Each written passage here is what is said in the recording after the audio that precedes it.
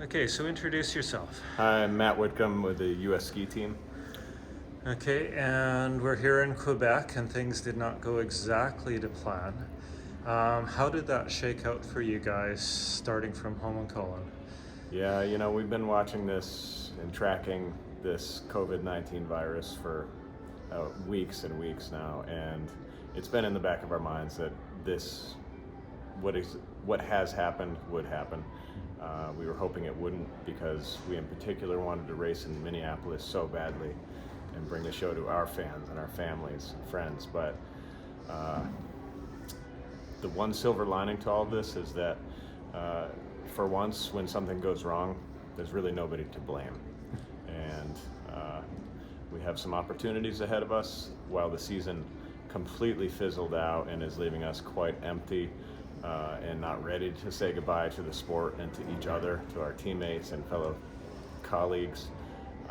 There's a big opportunity for Americans here, and that is to not be done with skiing right now. We have snow in so many places in the U.S., and I'm hopeful that these athletes who are still feeling hungry to close out the season can find closure in that way and log a lot of volume and really kind of return to the roots of the sport, the zero stress, high volume, just quality skiing out in the mountains, backcountry skiing, but cross-country skiing as we all began as kids. So there's a lot of that left, and we will be going home to do that.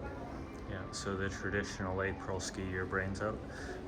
Exactly, except that it's the middle of March still. So, normally the World Cup finals gets us to the end of March, and then Super Tour finals or NORAMs get us to the beginning of April. And then everybody goes home and just stops, while Norway and Sweden ski all the way through April. And now we're even 2 weeks behind that. So those that stop skiing now are going to be a full 6 weeks behind our Scandinavian counterparts. And what we're trying to get good at is cross-country skiing. And so we're going to go home and do that. Okay, and season highlights. Yeah, season highlights. As a team, we started out fast. We had a good period one. We are always struggling a little bit, particularly with non-championship years, on keeping that flattening from happening. And it happened to us this year. We've gone for about 5 weeks with fairly flat results. That's not to discredit anybody that hit top 10s or top 5s, but since Oberstdorf, we have not had a podium. And we feel like we know why, and we also are disappointed with this weekend because we feel like we brought a rested and sharp team here, ready to finish out the final 6 races of the season, but we unfortunately don't have that opportunity. Okay, and you've been here in this game long enough to remember there was a time when you wouldn't be disappointed with top 20s. Yeah, that's right. So how does it feel to be part of how the U.S. got from we just scored a top 40 to the state where you're a little bit disappointed if you're not solidly in the top 10 every weekend? It feels good because it's not all about just 3 athletes or 2 athletes, but it's about 15 athletes or 20 or 30. You have the athletes who are succeeding at OPAs, at World Juniors, at U23s, as well as on the World Cup. We have domestic athletes that are coming in to these World Cup starts prepared, whereas they used to look like a deer in the headlights when they would show up on the World Cup. And so it feels good. To feel pressure is a privilege. And so, yeah, 10 years ago when we said we were just going for one top 30, that was fun because nobody was really holding us accountable. But to have the stress of the chance to win these races is a privilege we are happy to have. Okay.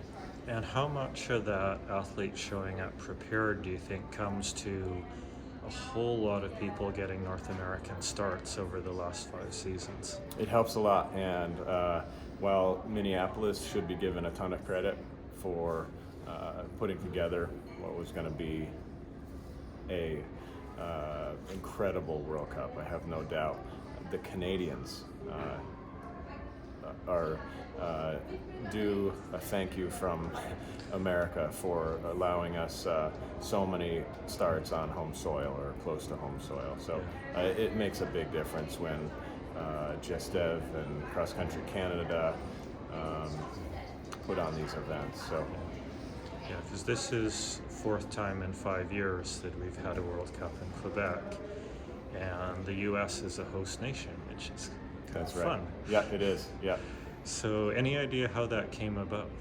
With regards to Minneapolis, Or both, that Canada and U.S. both get host nation starts? yeah, Because I Norway mean, and Sweden don't. it's true, but the opportunities are limited for North Americans. The trips over the pond are few, whereas it's really less of the World Cup than it is the European Cup. Yeah. And so I think it makes good sense to split it up. Okay, excellent. Well, and your personal highlight from the year? Let's see. My personal highlight is that a season generally for a coach or athlete or serviceman has its highs and lows. And this is my 14th year, I think, doing this with the national team. And I had one of my, from beginning to end, most enjoyable years coaching. And felt really connected with the athletes, really connected with the people I work with. And I'm not ready to say goodbye right now. So, yeah, that's my high. It's a good year. Excellent. Thank you.